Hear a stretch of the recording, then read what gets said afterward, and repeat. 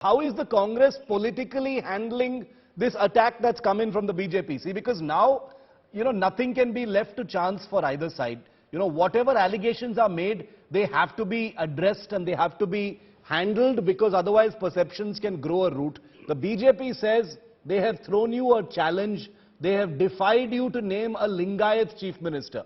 And by highlighting Baswaraj Bommai as their man going into this election, like I said, it basically only highlights the fact that the Congress doesn't have a Lingayat face as a chief ministerial face. How is the Congress looking at that and handling that? Do you think that could be a problem? Absolutely not, Shiv. That is not a problem at all. Firstly, the Lingayat community doesn't belong to any particular political party. Sure. And yeah. Party, we have very, very, very tall leaders who have, esteemed posts. There is a campaign committee chairman under MB Patil. There's a working president, Sri Ishwar Kandreji. Now, there are many candidates.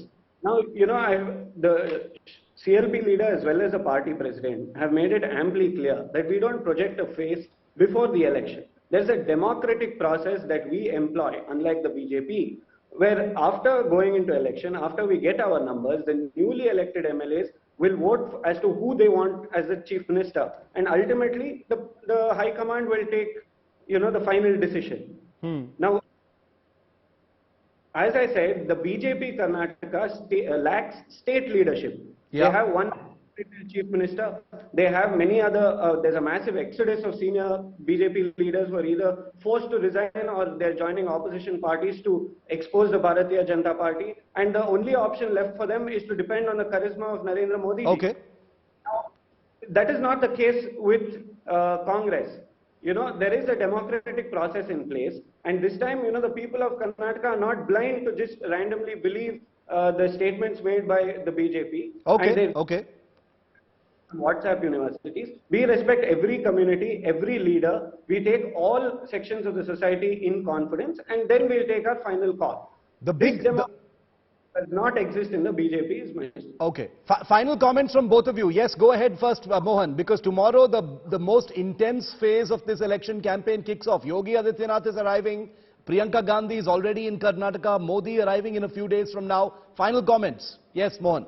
See, Shiv, my Congress spokesperson said, they don't elect chief minister candidate and all. And there's one person called Mr. G. Parmeshwar, who is a senior leader in Congress. He said there are 12 CM candidates in Congress. He names himself as a CM candidate. And D.K. Shivakumar goes somewhere and he names himself as a CM candidate. Then Siddaramaiah names himself as a CM candidate. Then MB Patil, who was instrumental in dividing the Lingayat community, by himself, he calls himself as a Lingayat leader who is instrumental in dividing the Lingayat community. He projects himself as a, chief ministerial candidate. Like that, each and every day you have every person who believes themselves to be Lingayat cadre candidate. And also, I want to put one more thing. I don't know why it's not coming for the discussion. There is one person who is a Dalit leader called Mr. Akhanda Srinivas Murthy. There was a huge riot in KJL, DJL 2 years ago, where the Congress was supposed to take a call between Muslims and Dalits. They stood for Muslims. Then they went against Dalit. This time they denied a ticket for a Dalit leader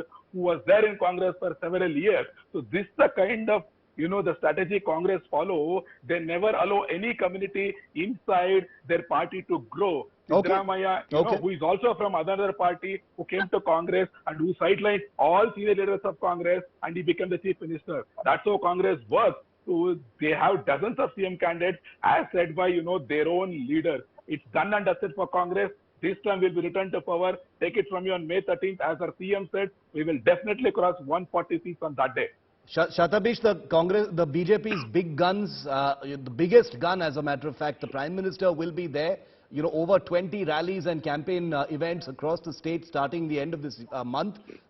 Congress fully prepared for all such eventualities, because like I said, and I repeat that point, this last phase has been make or break in many an election in the past.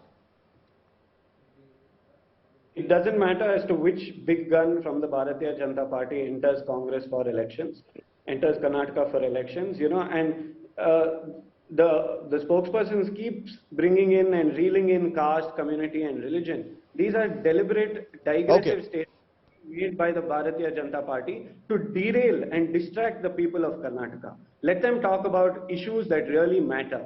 issues that are important for the people of Karnataka. That they'll never do. Now, having said that, the people of Karnataka are hopeful for a bigger and brighter Karnataka under the regime of the Congress party. And, Okay. to be honest, we don't have to do anything. Even if we stay simply silent, the Congress party is going to win with a thumping majority. Okay.